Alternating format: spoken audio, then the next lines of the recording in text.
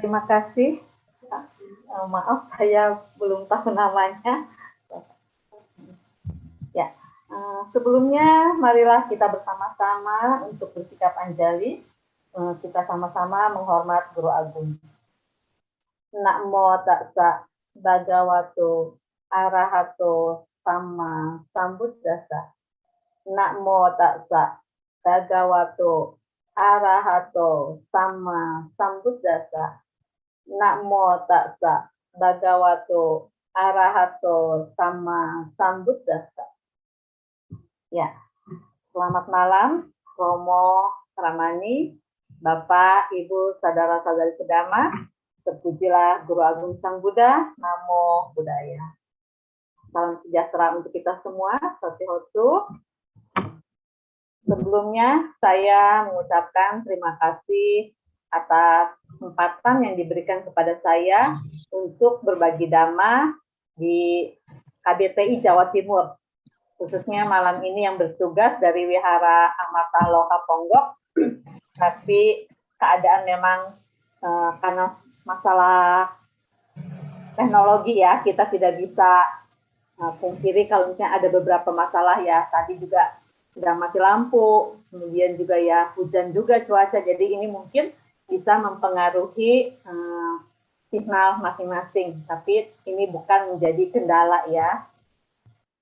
Ya memang ini juga bisa kita lihat ya sisi positif dari pandemi COVID ini. Jadi yang mana sebelumnya saya tuh belum tahu Wihara Amata Loka Ponggok karena saya baru pernah ke Wihara Buddha Sasana Boro. Nah, saya pernah ke sana, pernah ke Putuk Ayam juga.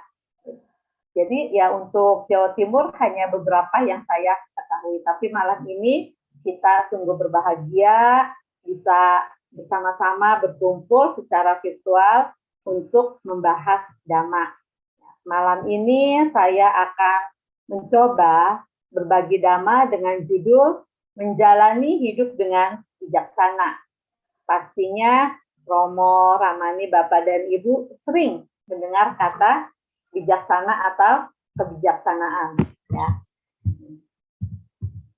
Namun untuk lebih mengetahuinya lagi, kita harus mengetahui apa arti dari kebijaksanaan. Nah, secara umum kita harus mengetahui dulu dari menurut Kamus Besar Bahasa Indonesia. Ya. Menurut Kamus Besar Bahasa Indonesia, kebijaksanaan itu merupakan kepandaian menggunakan akal budi atau pengalaman dan pengetahuan, kecakapan bertindak apabila menghadapi kesulitan. Jadi, kebijaksanaan atau wisdom menurut Kamus Besar Bahasa Indonesia itu merupakan kepandaian menggunakan akal budi.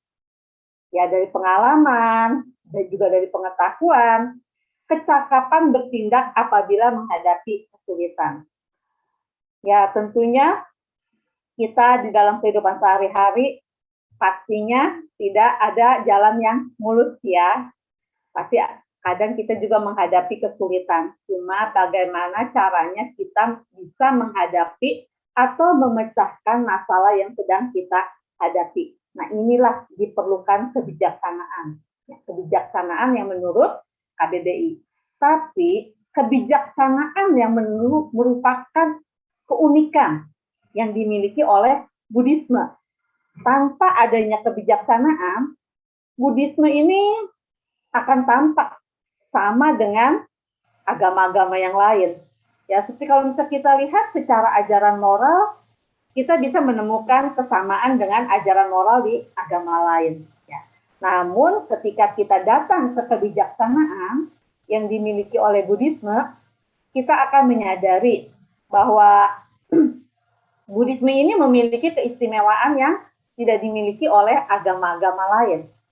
Oleh karena itu, malam ini saya ingin membahas atau sharing tentang kebijaksanaan yang banyak yang dimiliki oleh Buddhisme. Oleh karena itu, sekarang kita harus mengetahui kebijaksanaan atau banyak secara Buddhisme. apa sih yang dimaksud dengan kebijaksanaan? Ya, kita kalau misalnya kita tahu kebijaksanaan yang dalam bahasa Pali arti kita ketahui panya, ya. Nah, panya ini memiliki dua suku kata dari pa dan nya, ya. Pa ini merupakan awalan yang mengacu pada kata tepat atau penuh, sementara katanya itu merupakan akar dengan bentuk verbalnya sebagai pajanati, yang berarti untuk mengetahui atau untuk memahami, ya. Sehingga secara harafiah tanya berarti untuk memahami atau untuk mengetahui secara penuh atau tepat. Jadi kebijaksanaan menurut Buddhisme diartikan mengetahui secara penuh atau tepat. Jadi ini yang dimaksud dengan panya menurut Buddhisme. Nah, panya adalah sesuatu yang harus dikembangkan. Ketika panya dikembangkan, maka kebodohan batin ditinggalkan. Nah, ini yang harus kita kembangkan. Jadi panya ini sesuatu hal yang istimewa di agama Buddha, karena dengan adanya panya ini, kebodohan batin akan ditinggalkan. Kehidupan sebagai manusia sangat berharga, ya. Sekarang ini kita sudah terlahir sebagai manusia. Oleh karena itu, kita ini memiliki kesempatan yang sangat berharga, sudah terlahir sebagai manusia, kemudian kita juga mengenal dhamma dari ajaran Guru Agung Buddha. Oleh karena itu, kehidupan manusia saat ini mempunyai banyak kesempatan untuk berbuat baik. Ya, dengan cara melatih dhamma, mempelajari dhamma. Sang Buddha mengatakan, Kico manusia patilabo, sungguh sulit untuk dapat terlahir sebagai manusia. Oleh karena itu, sekarang kita sudah terlahir sebagai manusia, sudah ada kesempatan untuk bertemu dengan dhamma dari Guru Agung Sang Buddha. Oleh karena itu, kebijaksanaan ini harus dikembangkan. Nah, bagaimana caranya mengembangkan kebijaksanaan?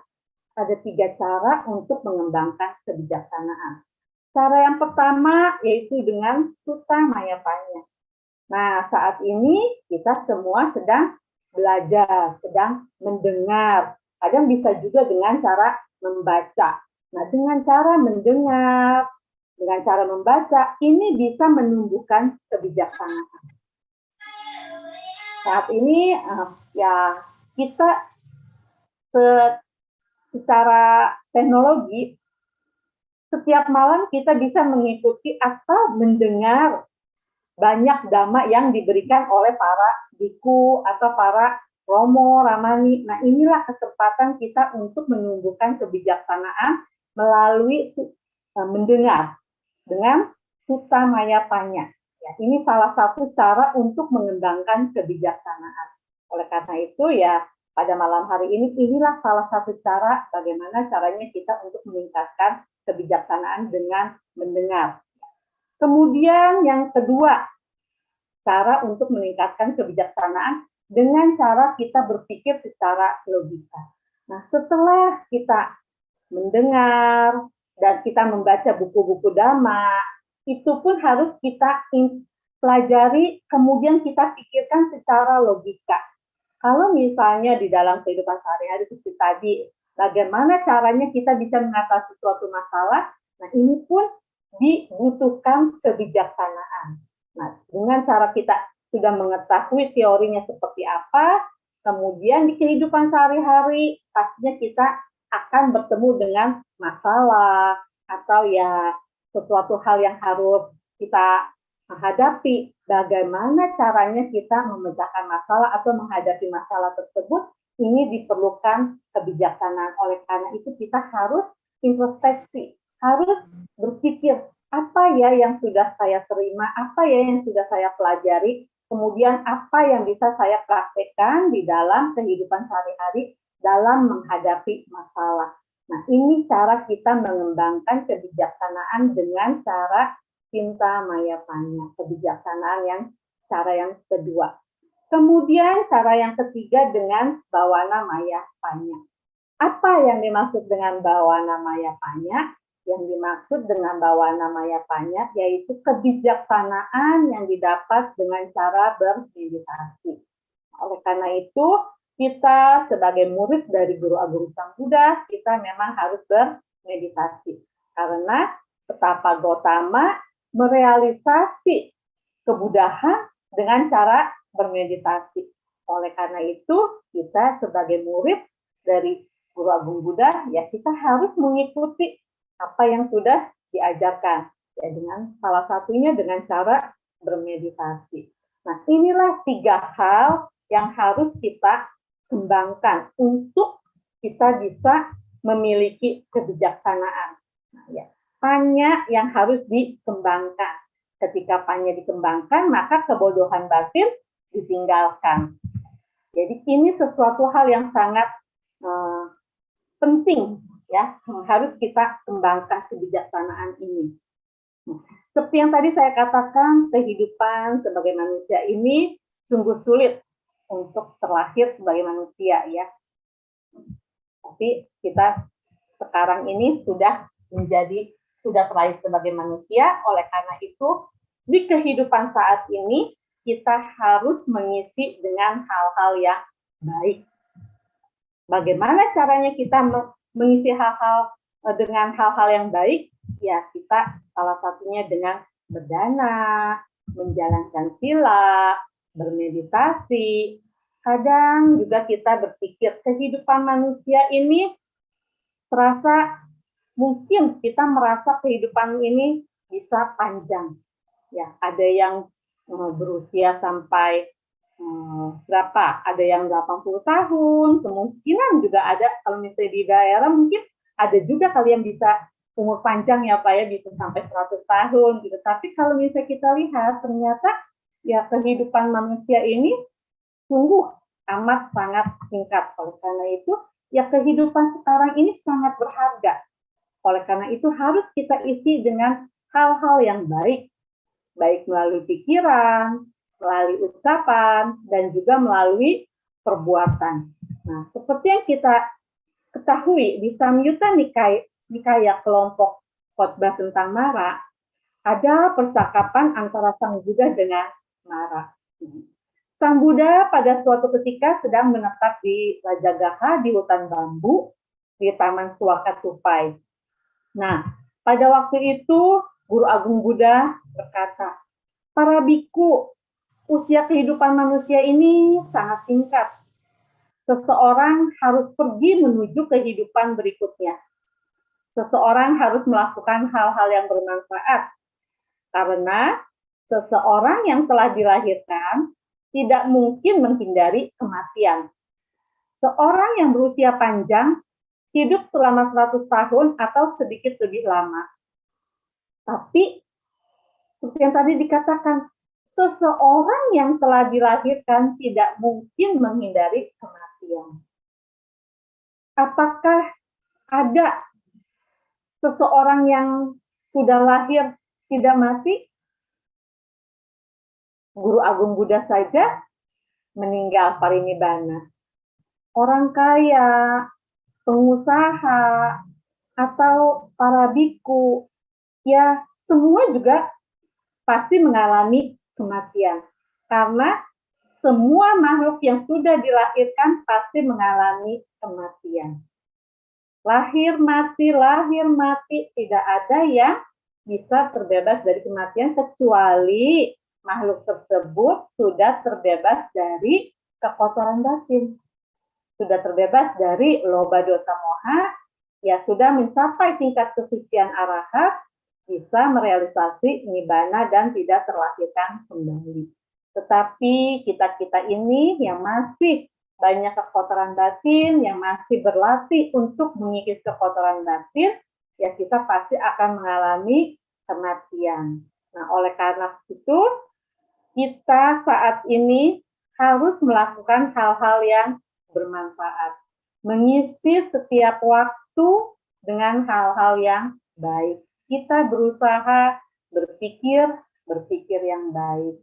Dengan pikiran yang baik, pasti ucapan kita juga ucapan yang baik. Dengan pikiran yang baik, pasti perbuatan kita juga menjadi melakukan perbuatan-perbuatan yang baik. Oleh karena itu, untuk bisa berpikir yang baik, kembali kita harus melakukan meditasi.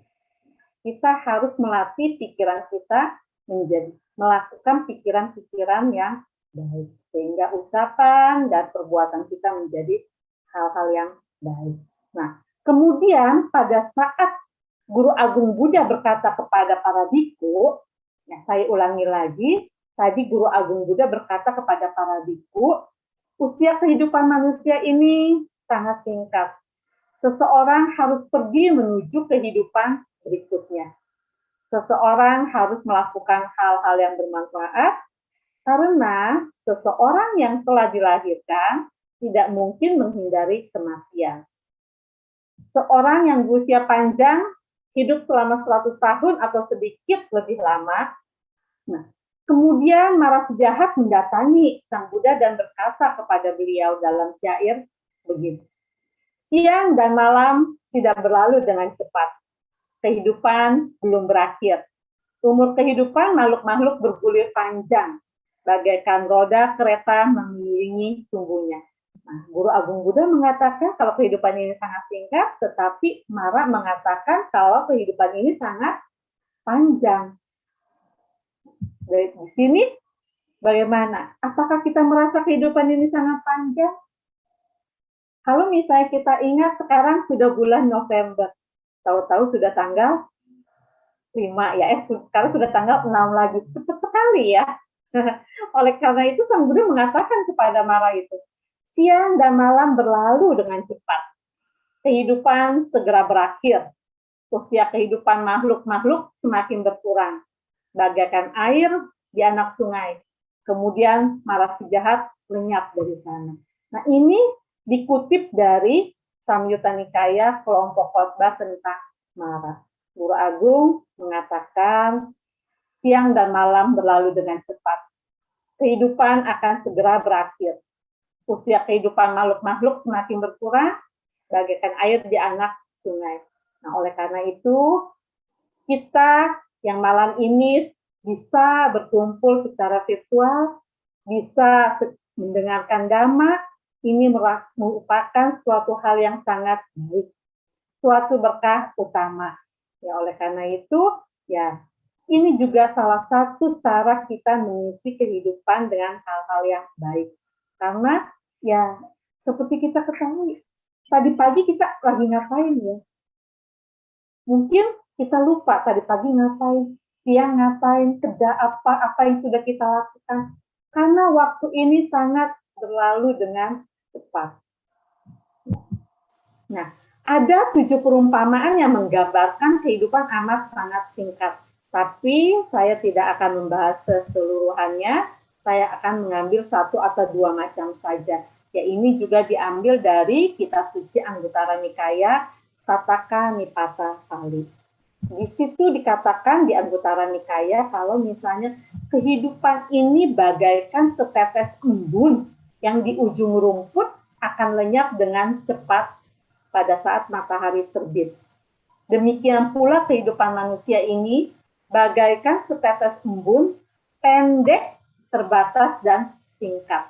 Nah, mungkin kalau misalnya di daerah masih bisa, kalau pagi masih bisa melihat embun. Ya Pak ya, masih ada mungkin ya. Tapi karena di sekarang musim hujan, mungkin tidak ada embun ya, berbeda kalau misalnya musim panas ada embun. Nah, kalau misalnya kita lihat pagi hari, kita melihat ada embun di rumput atau di dedaunan. Tetapi seberapa lama embun itu ada di rumput atau dedaunan tersebut? Begitu matahari terbit, embun tersebut menguap dan hilang. Begitu pula dengan kehidupan kita. Ya, memang ada yang berusia panjang, tapi tidak sedikit yang berusia pendek. Ada yang dari masa kandungan sudah meninggal, keguguran, atau ada yang baru masih bayi meninggal. Tapi saat ini kita semua, mungkin ada yang masih remaja, ada yang sudah usia lanjut. Ini suatu keuntungan karena kita masih diberi usia yang lebih panjang. Ada waktu kita untuk mendengarkan dhamma dan mempraktikkan dhamma apa yang kita pelajari. Oleh karena itu, jangan sia-siakan waktu yang ada saat ini. Karena kita tidak tahu, mungkin saat ini kita bisa berkumpul, malam hari atau esok kita sudah berlalu. Karena kehidupan itu tidak pasti. Kematian adalah hal yang pasti. Kemudian ya seperti sekarang saat hujan turun, saat musim hujan, kalau misalnya kita lihat air hujan turun jatuh di kolam. Begitu jatuh di kolam, membuat riak, kemudian riak itu juga cepat menghilang. Begitulah perumpamaan dari kehidupan kita. Sangat cepat, tidak terasa. Kemudian yang ketiga, perumpamaan yang ketiga, bagaikan garis yang digores di atas air. Bagaimana caranya kita menggores garis di atas air? Tentu begitu kita gores, langsung hilang. Begitu pula kehidupan kita saat ini. Kalau misalnya kita bandingkan, apalagi kalau misalnya kita bandingkan dengan kehidupan di alam para dewa. Nah, alam manusia pasti sangat singkat. Ya, seperti yang kalau misalnya kita ketahui dari Dhammapada Atthakatha, ada dewa yang sedang bermain ke taman bunga, memiliki dewi, ternyata dewinya meninggal dan terakhir di alam manusia. Di alam manusia, dewi ini lahir sebagai manusia dan menikah, memiliki anak, kemudian meninggal terakhir lagi di alam dewa dan terlahir di alam dewa yang sama. Terlahir menjadi dewi lagi. Dewa itu bertanya, kamu kemana? Karena kelahiran sebagai dewi itu di alam dewa itu secara spontan, tentu masih mengingat kehidupan yang lampau. Dikatakan, saya meninggal di alam dewa ini terakhir di alam manusia. Kemudian saya menikah di sana, memiliki anak, ya berusia kurang lebih 50-60 tahun. Ternyata di alam dewa, ya masih hari itu juga, mungkin hanya sekian jam. Ya karena kalau kita ketahui, 50 tahun di sini baru 1 hari di alam dewa Catu Maharajika. Berbeda dengan di alam-alam dewa yang lain. Nah, oleh karena itu kehidupan sebagai manusia sangat-sangat singkat. Ya. Setelah kita mengetahui hal-hal seperti ini, kita harus memunculkan rasa keterdesakan di dalam batin. Karena ya kita semua mengarah pada kematian. Karena kita tidak tahu kalau misalnya kita mati, apakah kita bisa menjamin kehidupan kita yang akan datang itu terakhir di alam manusia. Kan kita tidak bisa menjamin ya. Oleh karena itu, sekarang ini memang kehidupan yang sangat mulia karena kita sudah lahir sebagai manusia, bisa mengenal dhamma. Oleh karena itu, munculkan keterdesakan, kita semangat untuk belajar dhamma dan juga kita harus mempraktikkan apa yang sudah kita pelajari. Sehingga kehidupan ini tidak menjadi sia-sia. Kemudian yang keempat, bagaikan seorang pria yang kuat dapat membentuk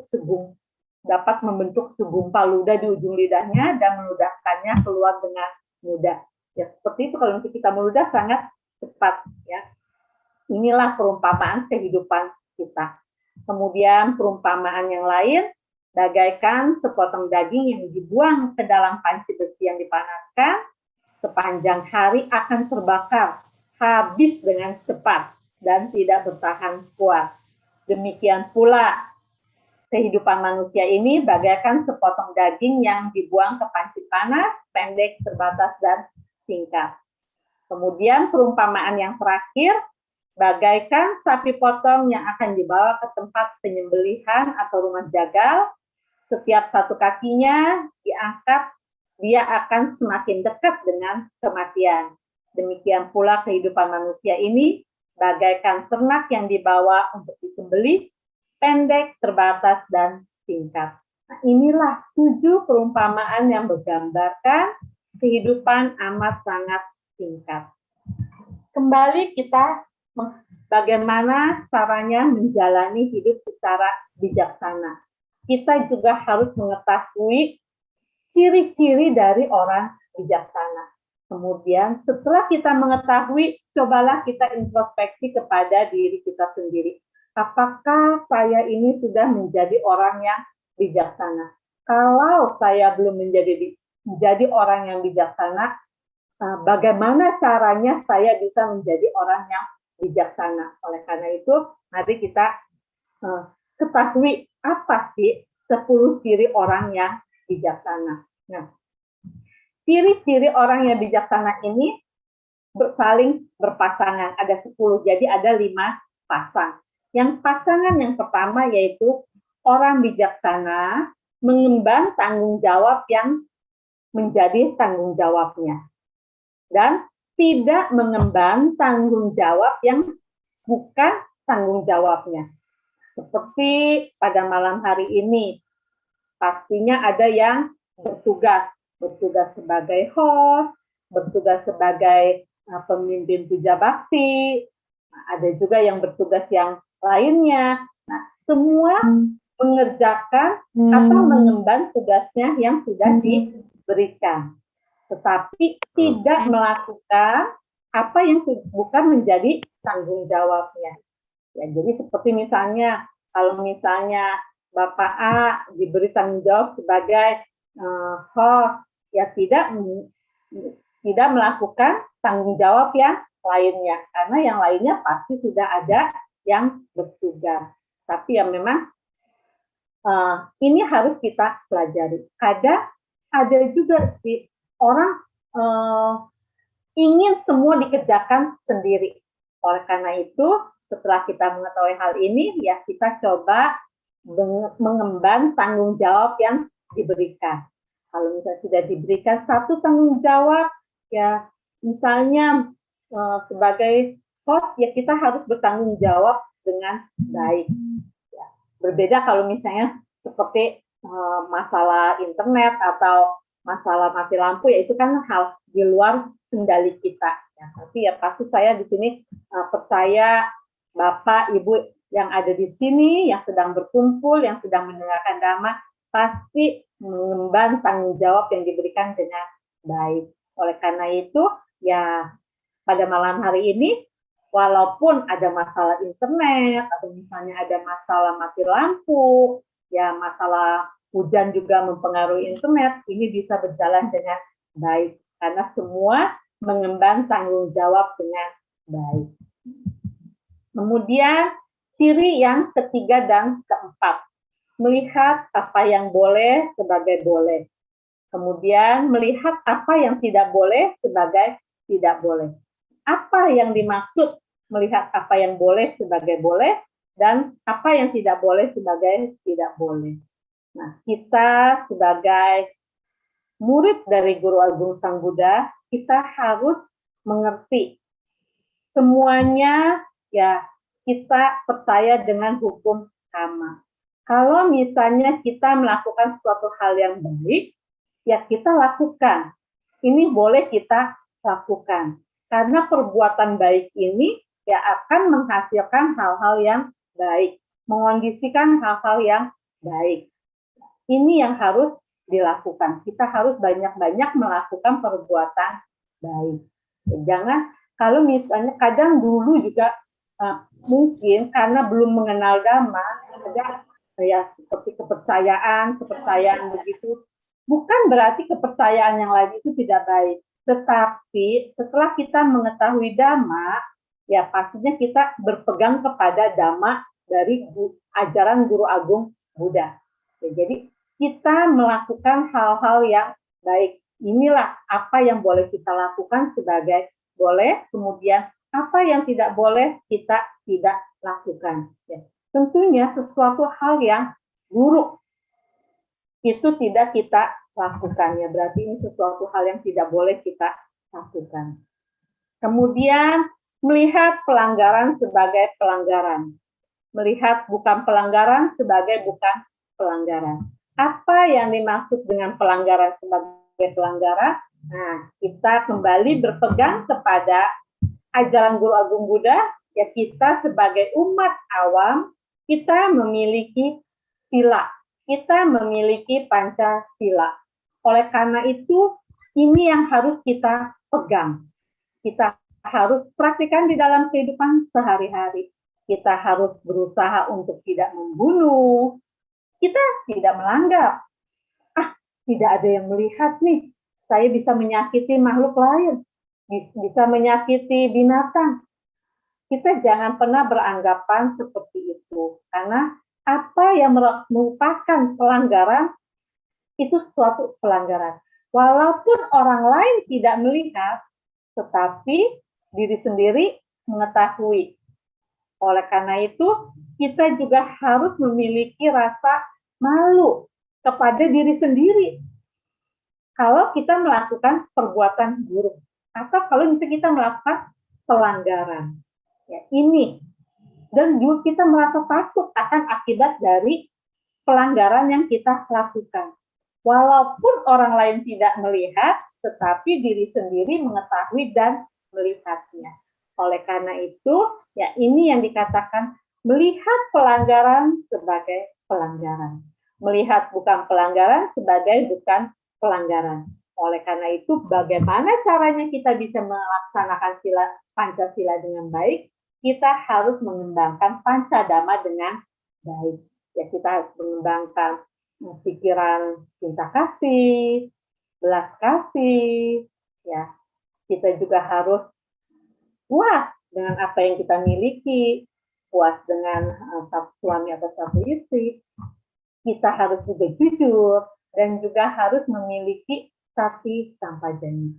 Ya, harus memiliki kewaspadaan, perhatian dan kewaspadaan sehingga kita bisa melihat suatu pelanggaran atau bukan pelanggaran.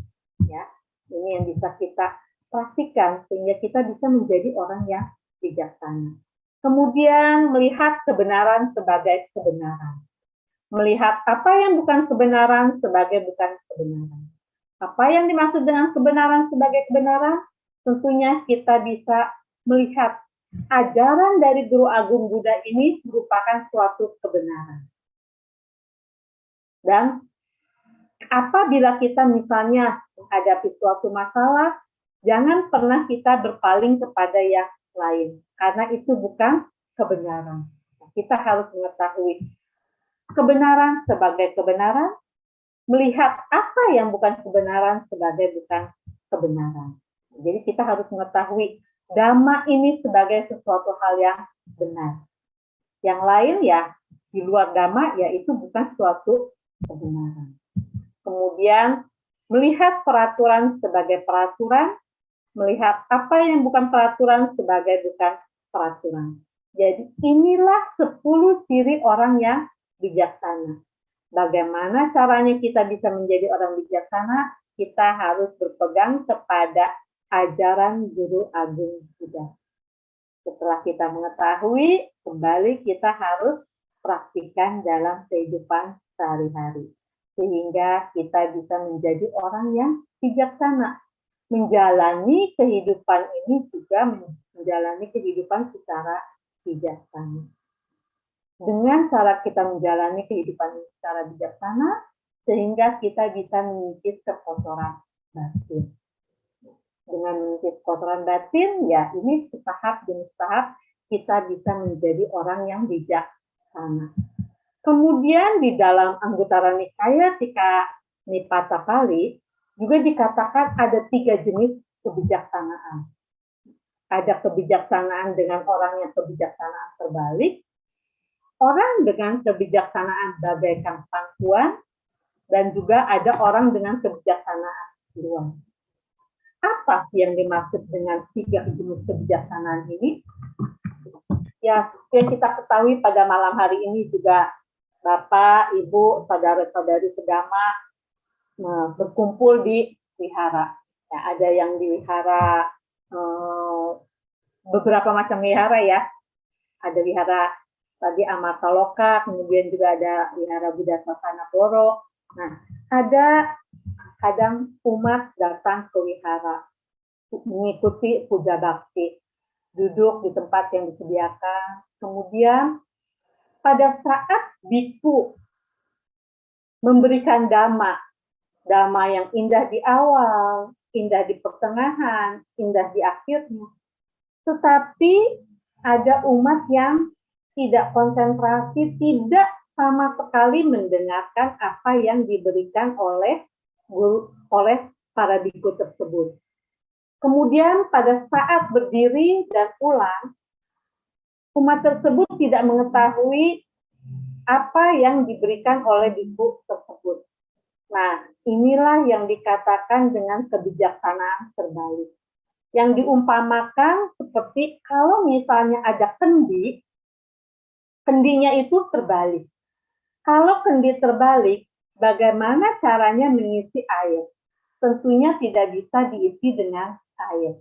Begitulah perumpamaan orang dengan kebijaksanaan terbalik. Kemudian jenis yang kebijaksanaan kedua, orang dengan kebijaksanaan bagaikan pangkuan. Nah, ibaratnya kita semua sedang duduk, kemudian di pangkuan itu diletakkan ya seperti biji-bijian, kemudian makanan, tetapi orang tersebut tidak waspada.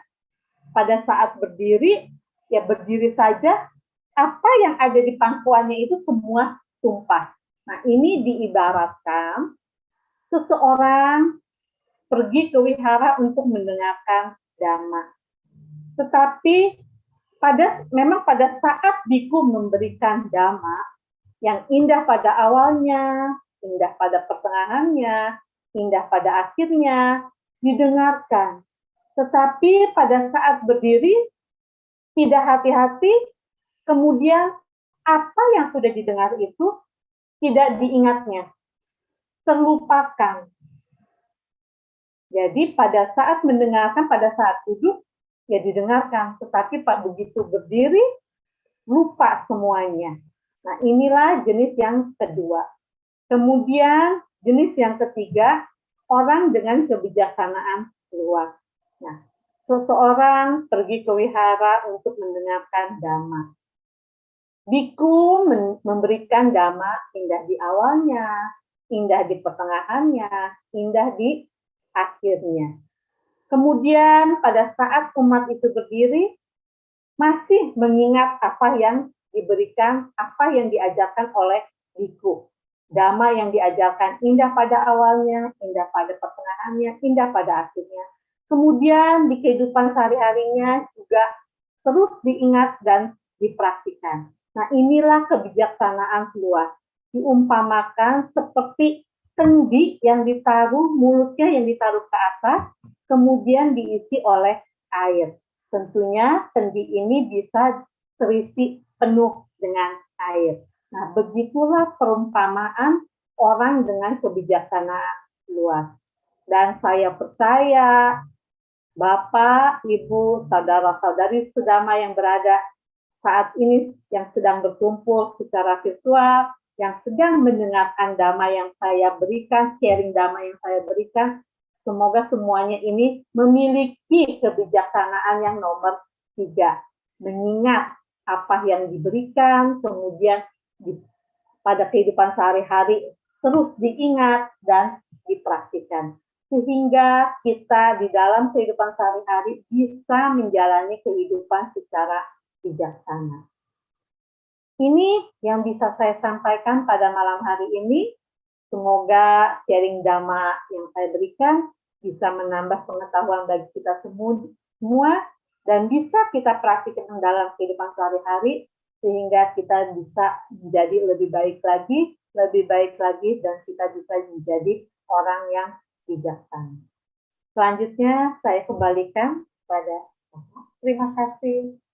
Terima kasih kepada Ramani Ratna Kumara yang sudah memberikan dhamma desananya kepada kita semuanya yang tentunya sangat memberikan manfaat yang luar biasa ya tentang kebijaksanaan. Karena sekali lagi Bapak Ibu dan saudara sedama semuanya, kebijaksanaan itu adalah hal yang sederhana apabila hanya diucapkan, tetapi bukan hal yang mudah apabila kita melakukannya, tetapi juga bukan hal yang sulit apabila kita benar-benar memiliki niat, memiliki tekad untuk melaksanakan hal tersebut.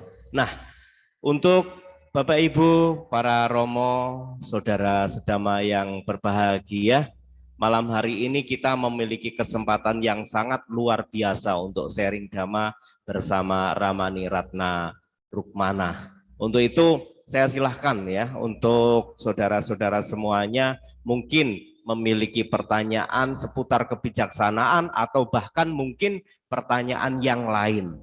Ya, mumpung malam hari ini kita bisa bertemu dengan beliau, ini merupakan sesuatu yang luar biasa. Saya silahkan Anda untuk raise hand biar saya mengetahui siapa kiranya nanti yang ingin melayangkan pertanyaan. Atau mungkin ini saya menuju ke Bapak Sri Wiyadi di Wihara Amarta Loka, sepertinya listrik di sana sudah menyala ya, jadi ingin langsung menyapa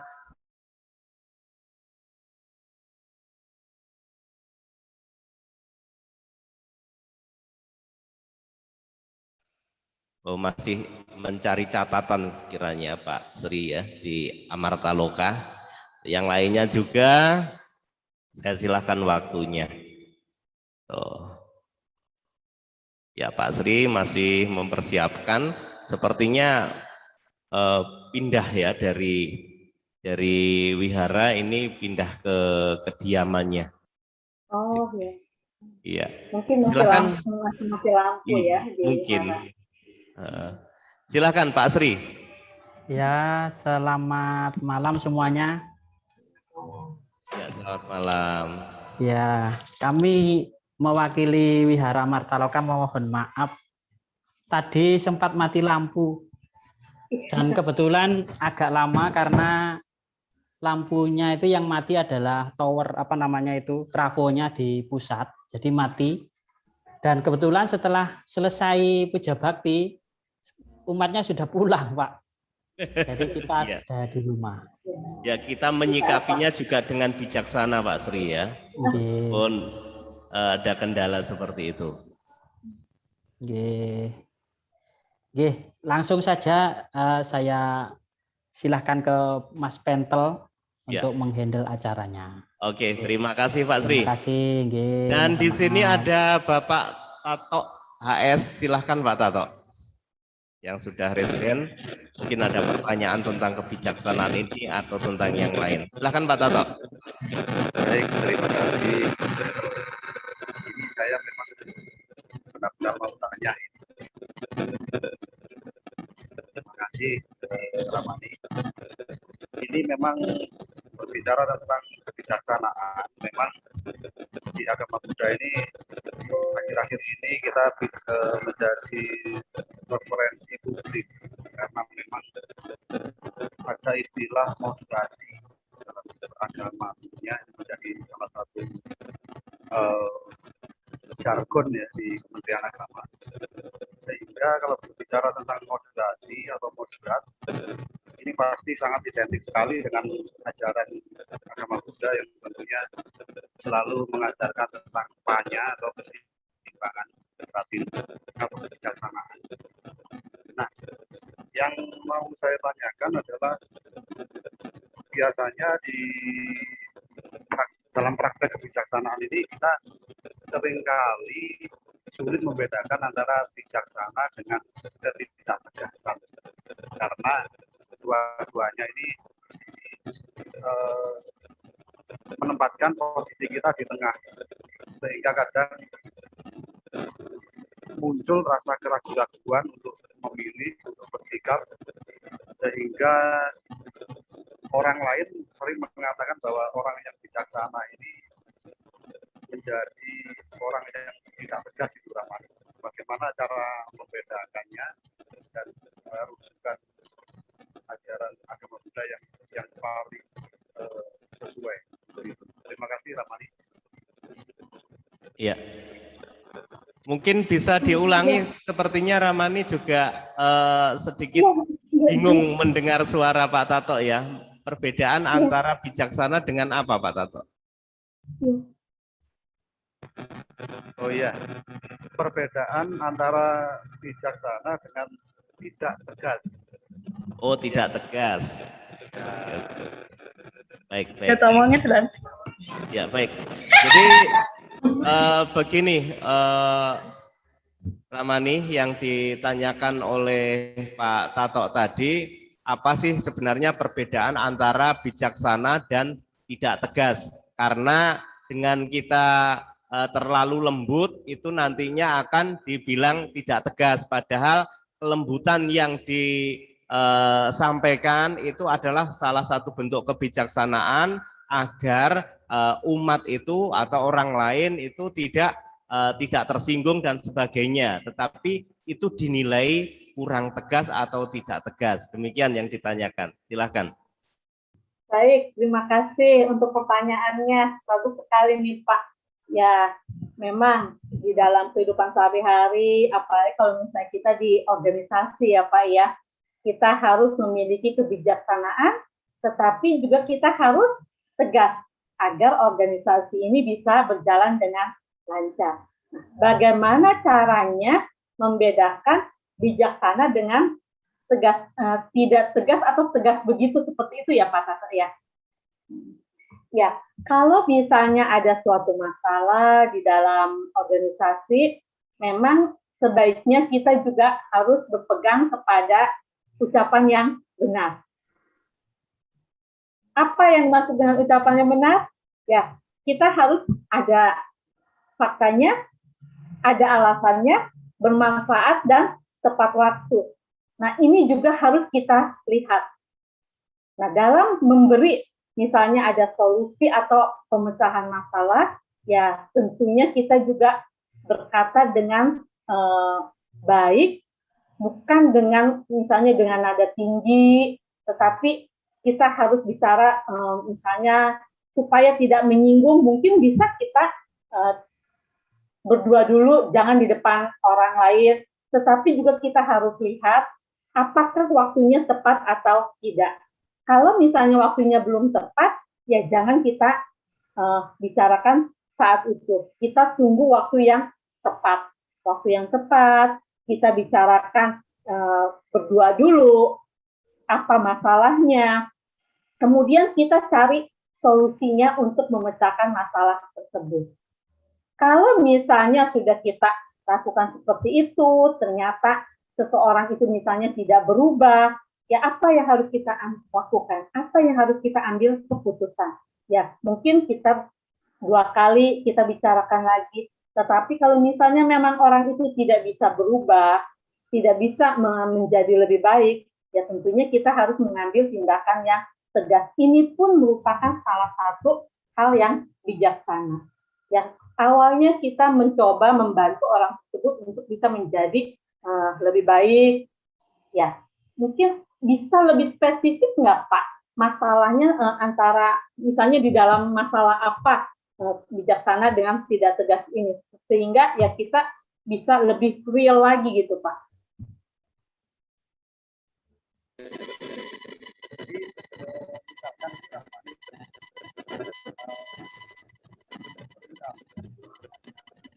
Suaranya kurang dekat Pak, dengan mikrofon kurang dekat, tidak terdengar.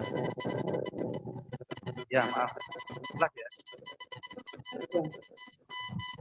Jadi seringkali setiap saat orang yang bijaksana ini biasanya kan berada di tengah dalam memilih sesuatu, berada di tengah-tengah, katakanlah tidak ke kiri-kirian, tidak ke kanan, terlalu ke kanan, namun selalu berada di tengah. Nah, tetapi dalam penyikapannya ini di mata orang lain, di hadapan orang lain, seringkali malah kita dianggap ragu-ragu mengambil sikap, ragu-ragu menentukan pilihan. sehingga ini orang ini tidak tegas dan tidak mantap karena tidak ada kejelasan dalam bersikap gitu. Nah ini kira-kira seperti itu, Ramani, bagaimana itu? Oh, ya. Ya, memang kalau misalnya berarti kita ini berada di tengah-tengah ya antara kubu A dan kubu B. Ya memang sebagai orang yang bijaksana, ya kita kalau misalnya sudah mengetahui masalah A, berusaha bagaimana misalnya masalah A dengan masalah orang yang B gitu ya, kita berada di tengah-tengah. Bagaimana caranya agar bisa memecahkan masalah sehingga bisa diketemukan hal yang baik, sehingga tidak terjadi perpecahan atau misalnya ada masalah yang baru. Nah, kita sebagai orang yang di tengah, ya tentunya kita mengetahui bagaimana caranya untuk memecahkan masalah ini sehingga dua-duanya ini bisa menerima. Kalau ada orang lain yang menganggap kita tidak tegas atau membuat kata orang lain menilai kita menjadi pelin-pelan, yang penting bagaimana diri kita, Pak. Tujuan kita untuk menyatukan atau untuk memecahkan masalah tersebut sehingga tidak terjadi perpecahan. Yang penting tujuan kita.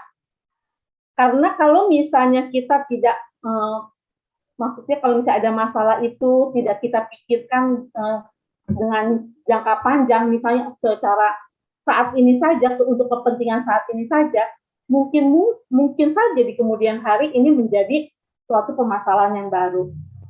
Ya, mungkin pada saat ini kita belum bisa memecahkan masalah tersebut, tetapi bagaimana caranya saat ini kita untuk menyatukan pandangan atau bisa menyatukan visi misi kita, ya, secara perlahan-lahan kita bisa memberi nasihat kepada kedua-duanya, yang kanan atau yang kiri. Nah, masalah orang lain menganggap kita tidak tegas, itu kan masalahnya mereka, bukan masalah kita. Yang penting tujuan kita untuk memecahkan masalah tersebut dan kita berusaha agar ini memang bisa dipecahkan sehingga bisa menjadi masalah ini bisa terselesaikan. Jadi ya biarlah orang lain menganggap kita ini tidak tegas atau biarlah orang lain menganggap kita ini buruk, tetapi kita kembali lagi introspeksi kepada diri kita sendiri. Apakah yang dikatakan orang lain itu benar atau tidak? Nah, ini tergantung kepada cetana kita sendiri. Jadi ya memang ini ada seperti ya win-win solution ya. Di satu sisi kita mendapat hal-hal yang baik, dinilai baik, tetapi belum tentu orang lain menilai hal itu baik. Kembali lagi, yang penting niat kita baik. Dan yang penting permasalahan yang kanan dan yang kiri ini bisa kita pecahkan. Ya memang kalau misalnya di dalam organisasi pasti banyak masalah. Banyak hal-hal yang mungkin tidak sesuai dengan apa yang kita inginkan. Karena ya si A ingin begini, si B ingin begitu, tetapi kembali ke tujuan kita, ke visi misi kita. Apa visi misi kita? Apa tujuan kita? Tujuan awalnya. Kembali ke tujuan awal. Karena ya seperti dikatakan oleh Disuta juga, ya pergi ke satu daerah dikatakan buruk. Pergi ke satu daerah dikatakan buruk. Ya memang begitu. Orang yang banyak bicara, dibicarakan banyak bicara. Orang yang diam saja juga banyak bicara. Jadi yaitu kembali berpulang kepada diri kita sendiri. Yang penting kita ingin melakukan perbuatan baik. Secara bijaksana, secara baik kita ingin menyelesaikan masalah tersebut. Jadi ya kalau kita memang harus belajar bagaimana menerima hal-hal yang buruk itu dengan lapang dada. Yang penting tujuan kita untuk melakukan hal yang baik.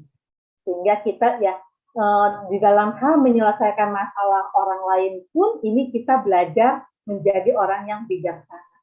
Karena belum tentu pemikiran kita ini juga diterima ya Pak ya. Oke, jadi kita ya di sini kita sama-sama belajar. Yang penting ya kita berpegang kepada ajaran Guru Agung Buddha, terutama yang penting sekali yang harus kita pegang, apapun yang kita lakukan itu harus bertujuan untuk mengikis kekotoran batin. Ya, walaupun ada masalah ya kita berusaha untuk, kalau misalnya ada amarah, ada masalah, berusaha untuk meredamkannya. Itu Pak yang bisa saya jawab. Ya, gimana Pak Tato? Sudah puas? Oke. Baik, selanjutnya ada Cecilia Febrianti ya dari Wihara Bodhi Amata. Saya silakan. Baik, sebelumnya selamat malam, Namo Buddhaya. Namo Buddhaya. Begini, pernah kita suatu saat mendapat karma buruk dan membuat mental kita itu benar-benar down dan pokoknya banyak masalah gitu, Ramanina. Bagaimana sikap kita sebagai umat Buddha menghadapi hal tersebut dengan bijaksana? Ya. Yang saya seperti itu. Terima kasih, Namo Buddhaya. Terima kasih, Namo Buddhaya. Pertanyaan yang sangat bagus sekali. Ya, memang di dalam kehidupan ini kadang kita menghadapi masalah buruk. Bagaimana caranya kita bisa menghadapi masalah buruk kita, karma buruk ini? Kembali berpulang kepada ajaran Guru Agung Buddha. Kita berusaha untuk bisa menerima karma buruk yang sedang kita terima saat ini. Apabila kita sedang menerima karma buruk ini, kita sadari, oh, kita kan sudah mengetahui hukum karma. Karma yang wipaka yang kita terima saat ini pasti hasil dari perbuatan kita sendiri. Bukan dari perbuatan orang lain. Orang lain mungkin mengondisikan karma buruk kita berbuah. Oleh karena itu, setelah kita mengetahui hukum karma wipaka, kita tidak bisa menghindari hasil dari perbuatan buruk yang sudah kita lakukan. Oleh karena itu, kita berusaha untuk menerimanya, dan bagaimana caranya untuk bisa untuk menerimanya dengan baik, banyak-banyaklah berbuat. Banyak-banyak berbuat baik, bagaimana caranya? Ya, misalnya kita melakukan perbuatan baik dengan berdana, menjalankan sila, bermeditasi. Nah, bermeditasi ini sangat-sangat membantu. Apabila kita menghadapi masalah, kesulitan, karena kita sering bermeditasi, kita sadari, oh, hasil buruk saya sedang berbuah. Ini harus saya terima. Kadang ada pergolakan batin. Aduh, kok seperti ini ya? Nah, ini harus kita sadari. Karena ya, apa yang sudah kita tanam, kita tidak bisa menolaknya. Ini harus kita terima. Ini resiko dari kita melakukan perbuatan buruk. Karena kita kan awalnya dulu belum mengetahui ini suatu perbuatan buruk. Kita lakukan. Tapi saat ini kita beruntung. Kita bisa mengetahui, oh ini perbuatan buruk. Saya harus hindari. Usahakan untuk tidak melakukannya. Wah, ini perbuatan baik. Ini yang harus saya sering lakukan. Harus bersemangat saya lakukannya. Nah, kalau misalnya kita sering-sering melakukan perbuatan baik, menimbulkan perasaan bahagia di dalam batin, apabila kita terkena hasil dari perbuatan buruk yang sudah kita lakukan, itu kita bisa menerimanya lebih lapang. Karena kita sudah terbiasa melakukan perbuatan baik. Ibaratnya ya kalau misalnya kita ya seperti olahraga. Kalau misalnya kita tidak pernah berolahraga, badan kita tahu-tahu sakit ya. Tapi kalau misalnya kita sering berolahraga, misalnya lari jauh berapa kilo, karena kita sering melakukannya, nah itu kan sudah tidak terasa. Nah begitu juga ibaratnya, kalau misalnya kita sering melakukan perbuatan baik, sering berdana itu kan dengan cara melepas. Setelah kita berdana, melepas, kita timbul perasaan bahagia. Nah misalnya kita mendapat karma buruk, misalnya kita kecurian, karena kita sudah sering melepas, sudah sering memberi, kecurian itu ya memang ada rasa misalnya, aduh sedih, ada apa misalnya, kok saya bisa menerima mendapat hal buruk seperti ini ya, tapi itu waktunya tidak akan lama, karena ya kita tahu, oh inilah hasil buah perbuatan buruk saya, oleh karena itu saya harus sering-sering lagi melakukan perbuatan baik. Dengan cara apa? Oh berdana lagi, melepas lagi, timbul perasaan bahagia. Jadi karma buruk, wipaka buruk yang kita terima, itu bisa kita terima dengan baik. Kita ada pemahaman, oh inilah perbuatan buruk yang pernah saya lakukan, sehingga saya menerima hasilnya saat ini. Oleh karena itu, ke depan saya tidak akan melakukan perbuatan buruk ini lagi, tetapi saya akan banyak-banyak melakukan perbuatan baik. Itu yang bisa saya jawab. Terima kasih. Ya, seperti itu Cecil, sudah cukup ya. Baik, saya akan menuju ke Titik Riani. Tadi sudah resen. Halo, Titik Riani, saya silakan.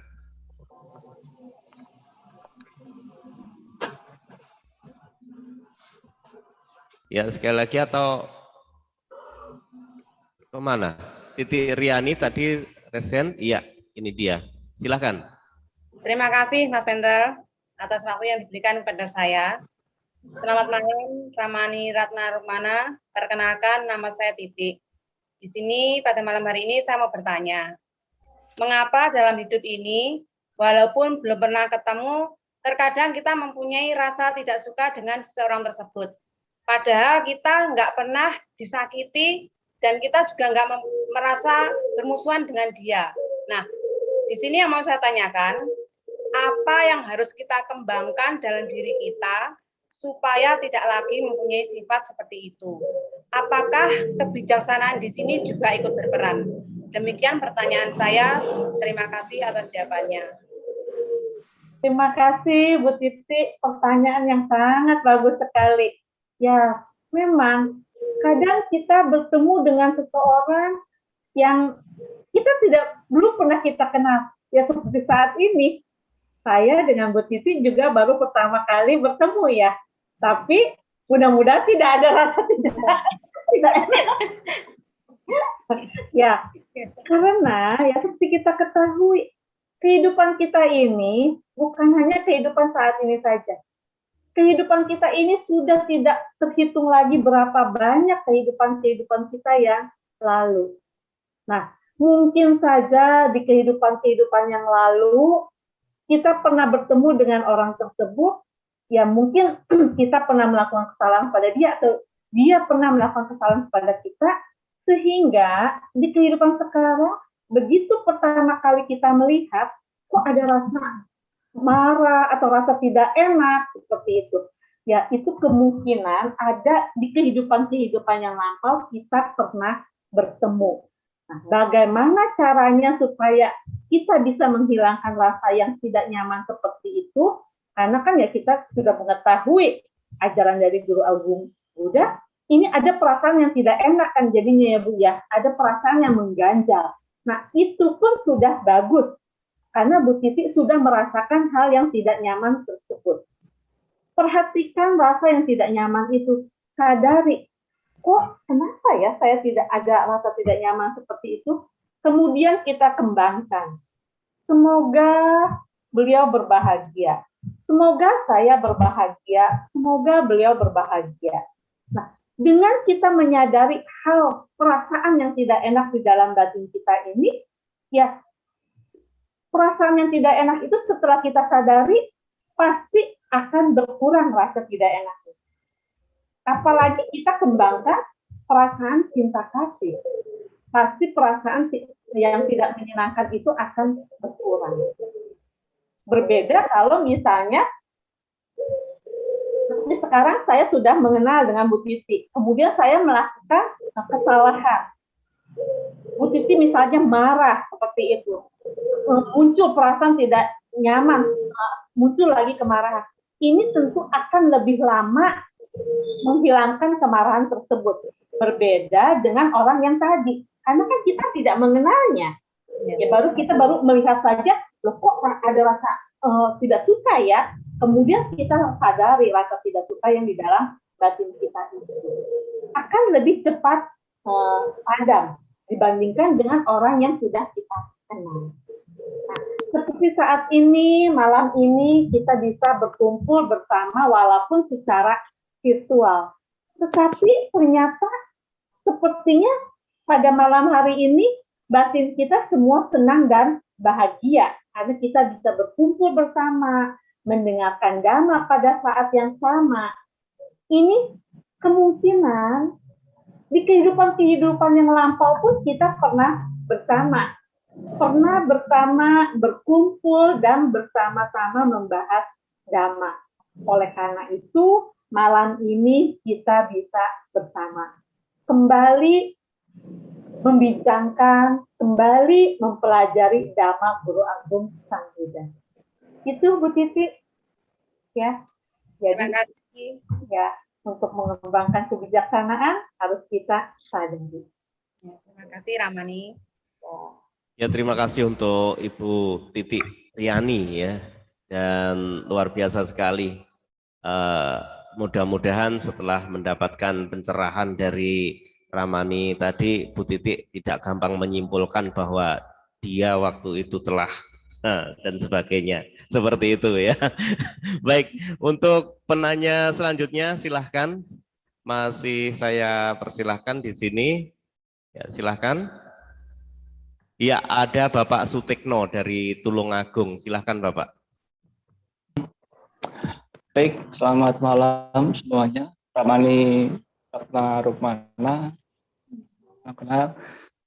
Menyimak dari yang disampaikan oleh Ramani tadi tentang kebijaksanaan, saya lihat kok banyak sekali ya, cukup banyak ya. Tadi beberapa contoh-contoh, kemudian ciri-ciri tentang kebijaksanaan juga banyak. Nah, ini kira-kira kalau kita kompres, dibuat yang sederhana dan supaya itu bisa gampang kita ingat gitu. Jadi misalnya ada beberapa pintu, kita punya satu kunci yang multi purpose. Pintu yang sana kita buka bisa, ke sana bisa gitu. Itu kira-kira bagaimana untuk menyederhanakan supaya kita bisa langsung mudah mengingatnya begitu. Terima kasih. Terima kasih Pak Sutikno ya untuk pertanyaannya. Ya, memang tadi saya ada mengambil dari beberapa sutta ya. Semuanya memang mengarah bagaimana caranya kita menjadi orang yang bijaksana, menjalani kehidupan ini secara bijaksana. Kembali agar kita bisa menjadi bijaksana, kita harus ingat kehidupan kita ini sangat singkat. Oleh karena itu munculkan sang wegat kita di dalam batin kita, bergegas untuk melakukan perbuatan baik, terus berpegang kepada dhamma Guru Agung Sang Buddha, berusaha untuk mengikis kekotoran batin.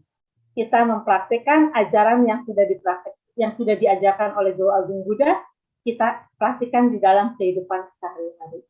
Jalankan dana, praktikan sila, terutama ya kalau misalnya pada saat uposatha kita juga berusaha menjalankan asanga sila, dan kita juga harus bermeditasi, sehingga ini yang bisa kita kembangkan. Ya.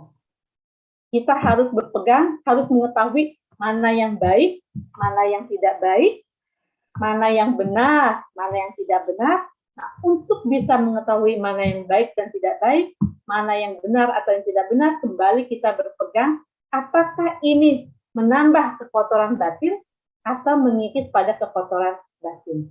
Jadi kita harus berpegang kepada ini. Kalau misalnya di dalam kehidupan sehari-hari, pikiran kita, ucapan kita, perbuatan kita malah menambah kekotoran batin, menambah keserakahan, menambah kebencian, menambah kebodohan batin, ini harus kita tinggalkan karena ini bukan sesuatu hal yang bijaksana.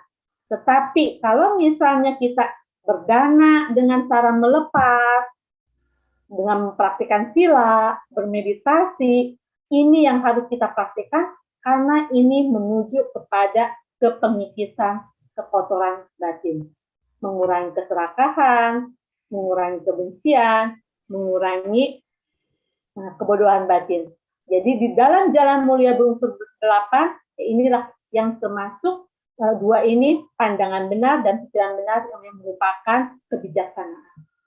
Jadi benang merahnya yaitu apakah ini mengikis kekotoran batin atau menambah kekotoran batin. Kalau misalnya ini mengarah kepada kepengikisan kekotoran batin, lakukan dengan penuh semangat, kembangkan, munculkan dengan penuh semangat. Ya. Munculkan rasa sang wajah kita. Itu, Pak. Baik, terima kasih untuk Ramani. Ternyata memang ini ya, jadi kuncinya LDM. lebih sederhana, ya, lebih sederhana yaitu itu mengikis kekotoran batin atau sebaliknya gitu ya. Jadi itu kunci yang bisa kita pegang untuk lebih mudah untuk menentukan suatu tindakan yang lebih bijaksana. Iya, Pak. Baik, terima kasih. Terima kasih. Terima kasih, Pak Pendal. Ya, terima kasih Bapak Sutekno dari Wihara Bodha Loka Tulungagung ya. Malam hari ini sudah memberikan pertanyaan yang luar biasa. Dan selanjutnya masih saya silahkan, kita masih memiliki cukup banyak waktu di sini. Jadi saya silahkan untuk Anda yang mungkin ingin bertanya bisa langsung raise hand dan melayangkan pertanyaannya. Banyak sekali pertanyaan tentang kebijaksanaan ya, karena seperti yang di awal tadi saya sampaikan bahwa kebijaksanaan itu mudah sekali untuk diucapkan tetapi tidak mudah untuk dilakukan, tetapi tidak juga sulit apabila kita memang berani berkomitmen kita akan melakukan satu hal yang bijaksana seperti itu. Dan baik, silakan. Masih ada penanya lagi? Kita masih menunggu. Ya, setelah tadi Bapak Sutekno dari Tulungagung, kita bergerak ke arah timur. Mungkin di daerah Bumiayu. Bumiayu tadi sudah ya, tapi nggak apa-apa kalau memang masih ada lagi, atau yang berada di wilayah utara, wilayah Ponggok ya, yang dari Bodhi Amata atau dari Amarta Loka atau dari mana? Bapak Sadadama Agus, ini dari Kabupaten Tulungagung, dari Ngunut. Saya silahkan. Terima kasih. Selamat malam, Namo Buddhaya. Namo Buddhaya. Ya, Ibu Ratna yang saya hormati, sebagaimana yang tadi Ibu telah uraikan, memang cukup jelas.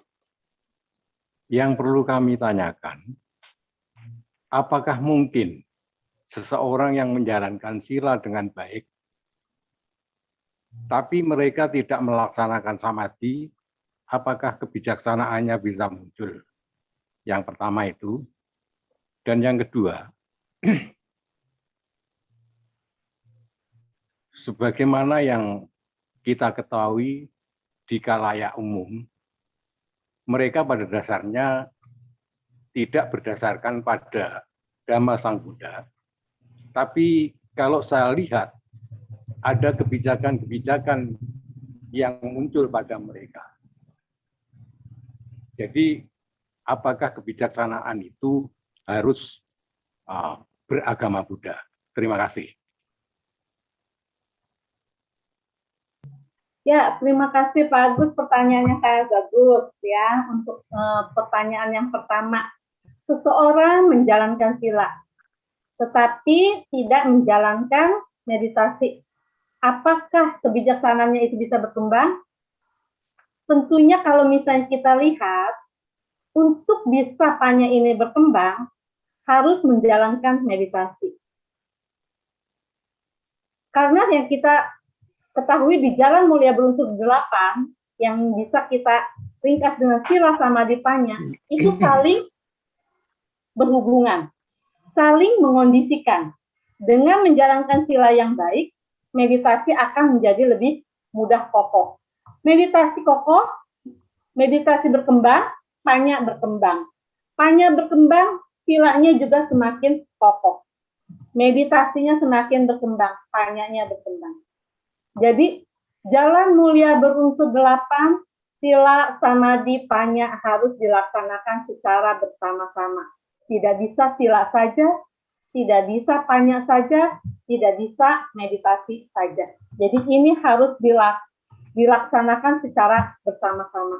Karena meditasi ini merupakan bukan hanya meditasi duduk diam saja, tetapi meditasi ini merupakan suatu pengembangan batin. Dengan batin yang berkembang, panya pun berkembang. Memang untuk bisa melakukan meditasi, untuk kita mau melakukan meditasi, kita harus memiliki panya dulu, kebijaksanaan dulu, pandangan yang benar dulu. Pandangan yang benar, pikiran yang benar. Dengan memiliki pandangan benar, kita mau melaksanakan sila, mau melaksanakan meditasi. Jadi ini satu kesatuan, merupakan satu jalan.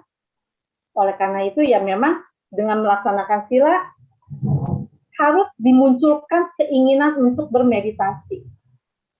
Saat ini kalau misalnya kita ingin bermeditasi juga lebih mudah karena ada beberapa biku yang mengadakan meditasi online. Ya, jadi setelah kita melaksanakan sila, ya kita harus memiliki semangat untuk menjalankan atau mempraktikkan meditasi sehingga panya kita ini bisa berkembang. Jadi ini memang harus kita lakukan secara bersama-sama. Sila, samadhi, panya. Sila, samadhi, panya. Panya mengondikan sila lebih baik. Sila mengondikan meditasi lebih mudah fokus, lebih mudah berkembang. Meditasi batinnya lebih berkembang. Panyanya juga lebih berkembang. Jadi ini merupakan satu kesatuan. Nah, kemudian yang pertanyaan kedua, dikatakan panya agama Buddha. Panya agama Buddha, maksudnya apa tadi? Saya awalnya kurang jelas mendengarnya. Bisa diulangi, Pak? Ya, menurut Pak Agus tadi, apakah harus beragama Buddha seperti itu? Harus beragama Buddha untuk menjalankan meditasi atau kebijaksanaan, Pak Agus? Kebijaksanaan. Kebijaksanaan. Ya. Ya, jadi seperti ini, Ramani. Apakah untuk menjadi bijaksana itu harus beragama Buddha? Kurang lebihnya seperti itu. Ya, ya. Oh, untuk menjadi bijaksana, apakah harus beragama Buddha? Ya, memang seperti yang tadi di awal ada kebijaksanaan secara KBBI, secara Kamus Besar Bahasa Indonesia, tetapi ada juga kebijaksanaan menurut agama Buddha. Ya, kalau misalnya kita lihat arti dari bijaksana secara umum, kan kalau yang Bapak tanyakan berarti kebijaksanaan secara umum gitu ya. Nah, kalau misalnya kembali kepada yang tadi, kalau misalnya kebijaksanaan secara umum hanya kepandaian yang menggunakan akal budi atau pengalaman dan pengetahuan, kecakapan bertindak apabila menghadapi kesulitan. Jadi kebijaksanaan hanya yang dibutuhkan di dalam kehidupan sehari-hari saja. Tetapi kebijaksanaan yang menurut agama Buddha, kebijaksanaan yang mengondisikan kita untuk mau menjalankan sila, menjalankan meditasi. Jadi kebijaksanaan kita menurut agama Buddha ini kebijaksanaan secara tepat, secara penuh. Jadi kebijaksanaan yang mengondisikan kita kepada kepengikisan kekotoran batin, bukan hanya secara umum. tetapi tanya bagaimana caranya, tanya ini yang kita lakukan untuk bisa mengikis kotoran batin. Kalau misalnya kebijaksanaan secara umum, ya bisa, semua orang juga bisa memiliki kebijaksanaan. Tetapi kalau misalnya kebijaksanaan menurut agama Buddha, ya kebijaksanaan yang terdiri dari pandangan benar dan pikiran benar. Jadi ini harus kita ketahui. Kebijaksanaan yang menurut mana? Kalau kebijaksanaan menurut secara umum, pasti semua agama juga memiliki kebijaksanaan. Tetapi kalau misalnya kita lingkupnya kebijaksanaan menurut agama Buddha, pastinya kebijaksanaan yang merupakan pandangan benar dan pikiran benar. Gitu, Pak. Ya, terima kasih. Ya, jadi seperti itu Bapak Agus ya.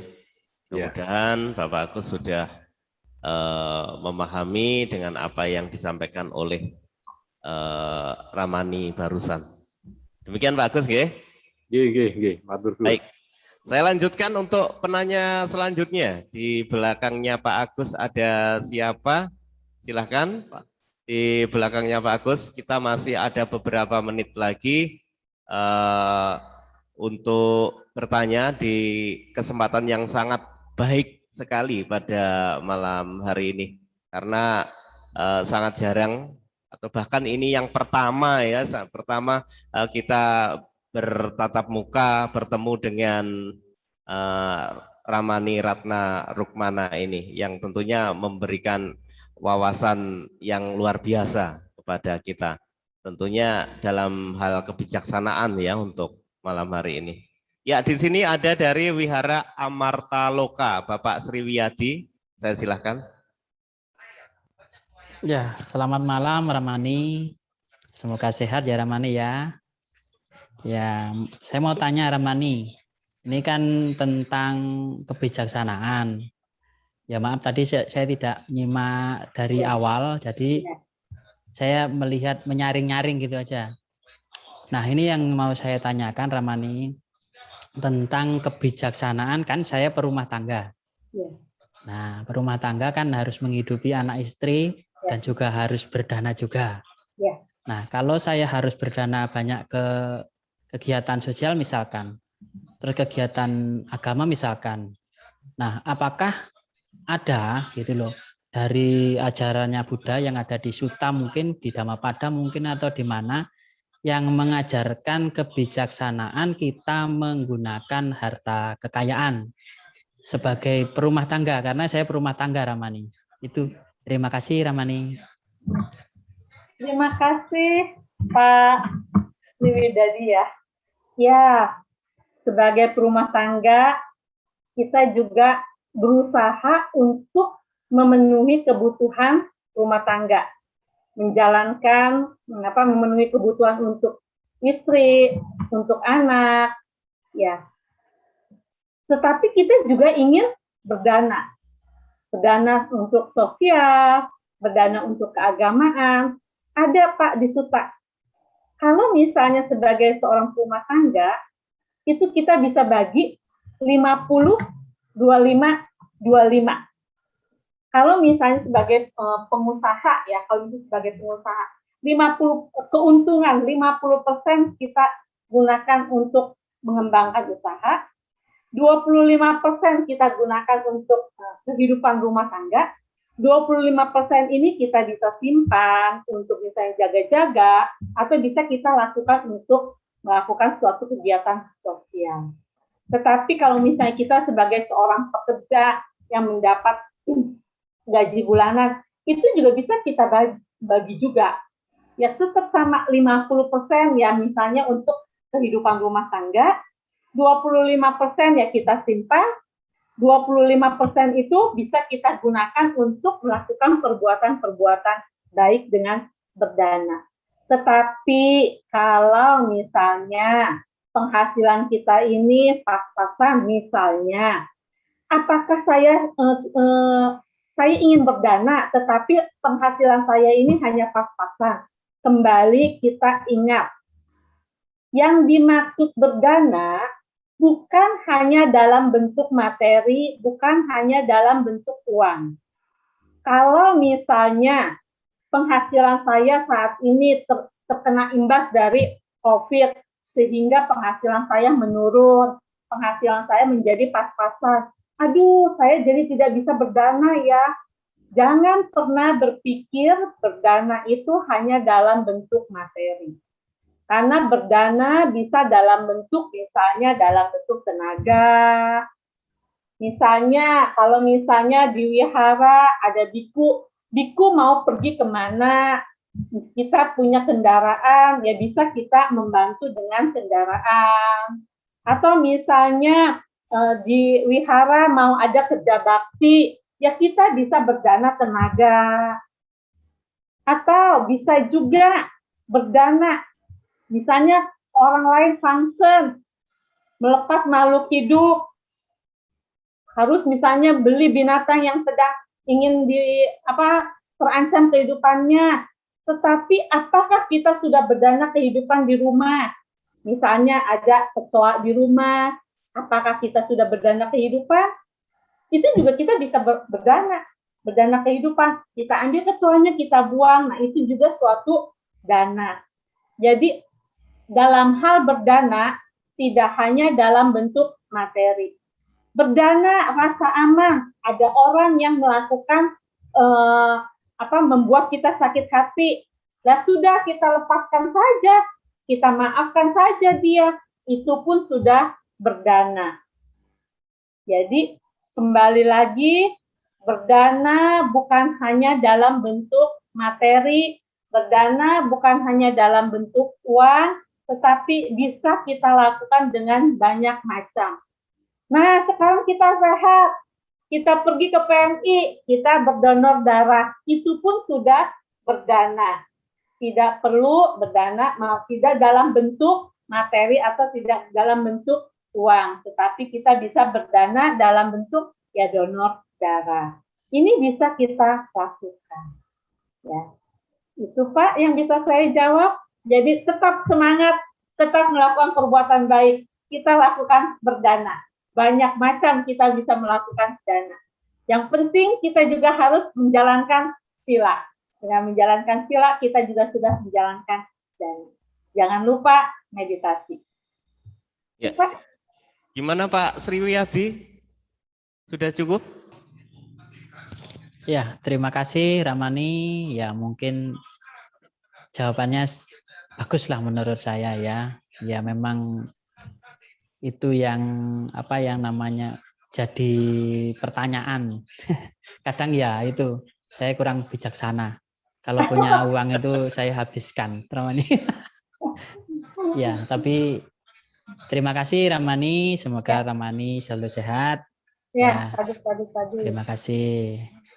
Ya, sekali lagi terima kasih juga Bapak Sriwiyadi. Tapi kalau menurut saya seseorang yang menganggap dirinya tidak bijaksana itu adalah justru orang yang bijaksana, seperti itu ya. Karena apabila kita menggembor-gemborkan atau menyiarkan diri kita bijaksanalah seperti apa yang saya lakukan, itu sebenarnya bukan orang yang bijaksana, seperti itu.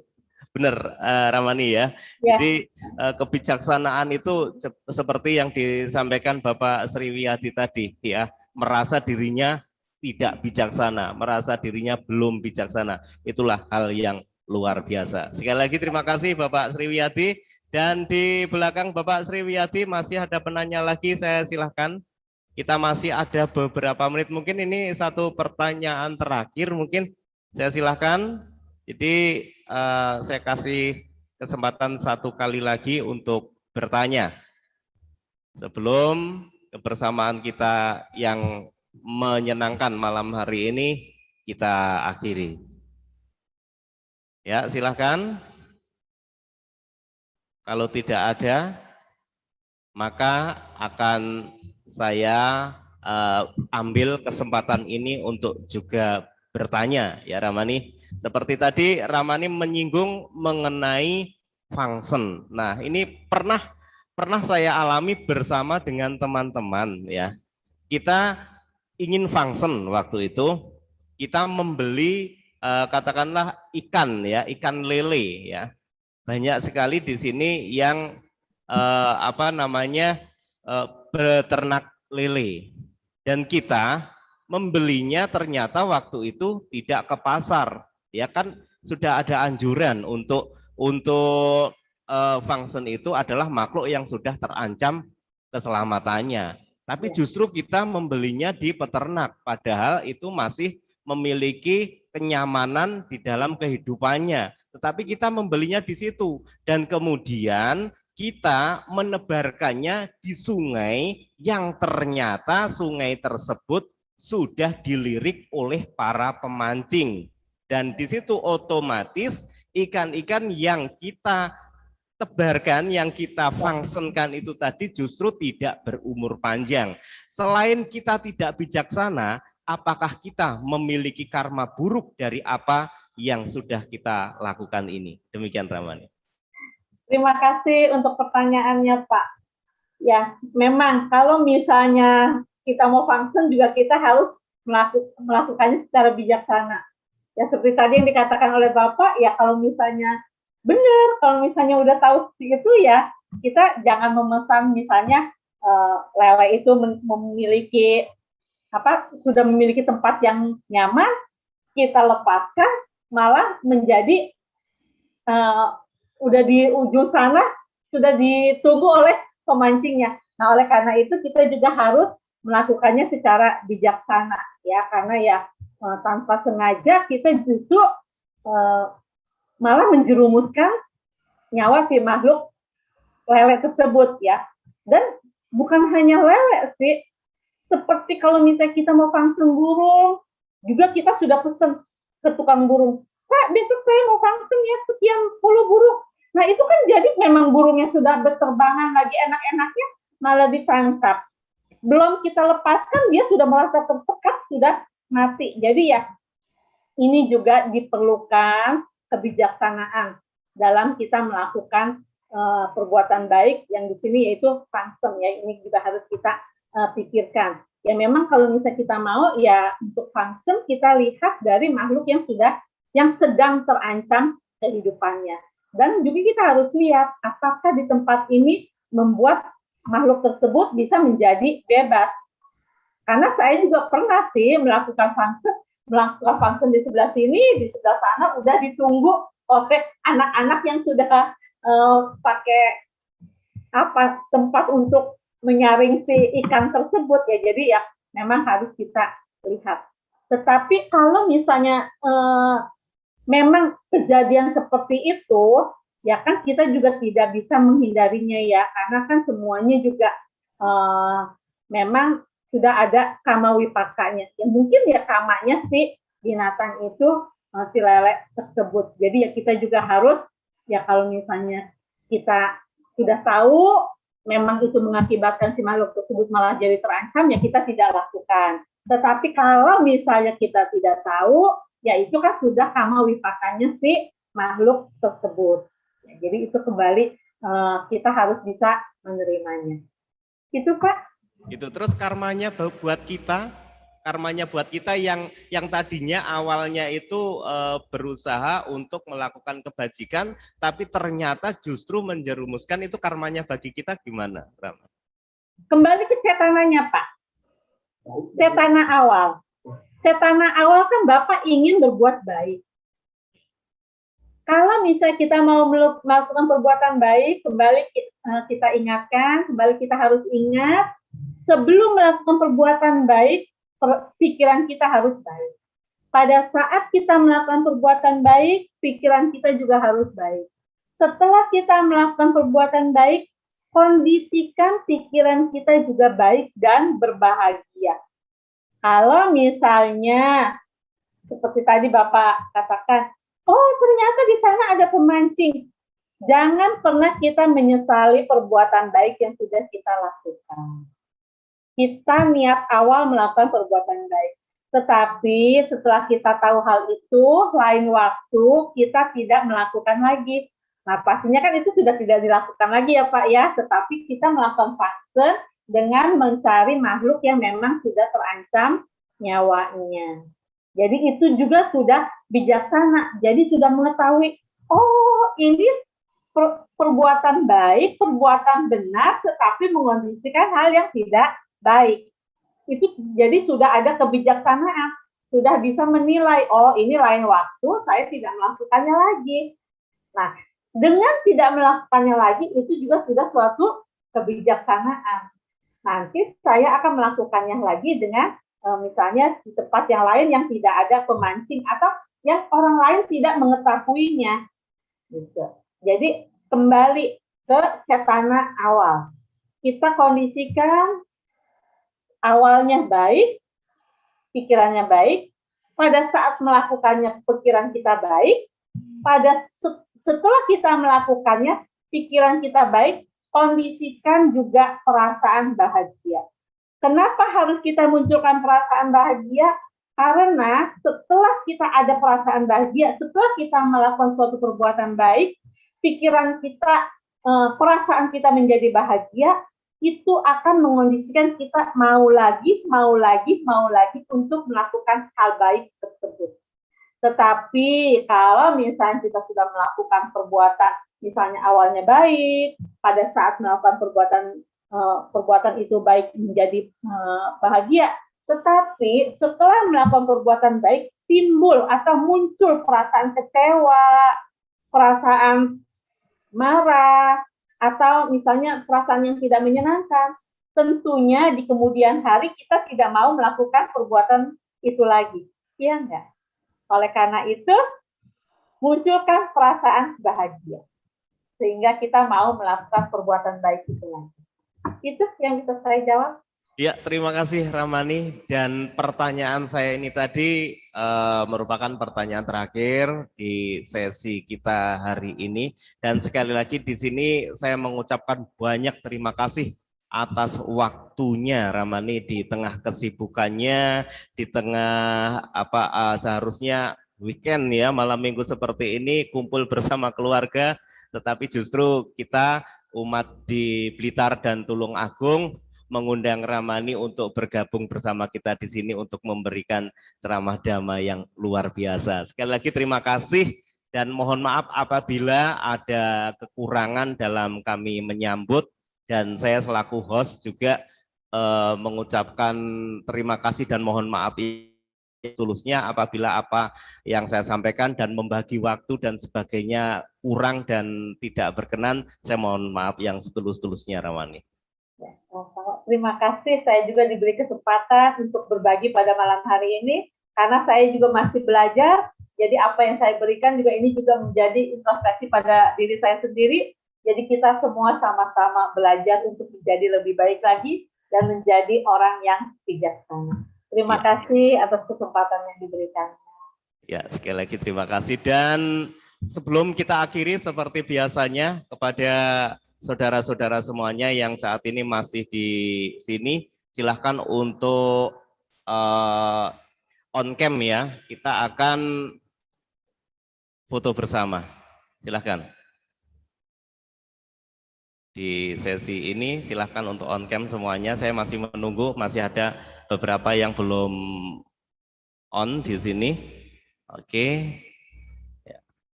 Baik. Saya akan menjepretnya. Menjepretnya, baik.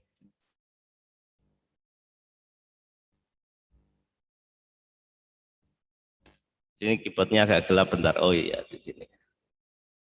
Bentar.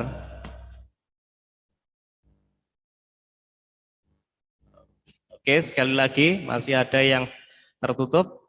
Sekali lagi, saya masih menunggu. Gelap nggak apa-apa, yang penting terbuka.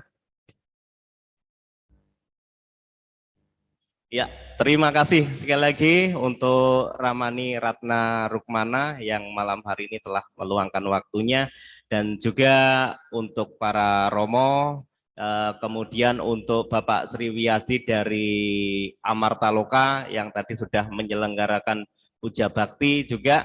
Kemudian ada Bapak Tato juga yang sampai saat ini masih tetap di sini. Sekali lagi terima kasih, dan kita akan jumpa lagi di pertemuan selanjutnya. Saya Sugianto, yang bertugas malam hari ini. Mohon maaf sekali lagi apabila ada kekurangan dalam saya menyampaikan. Semoga semua makhluk hidup berbahagia. Sabe sata bawantu sukitata. Sadu.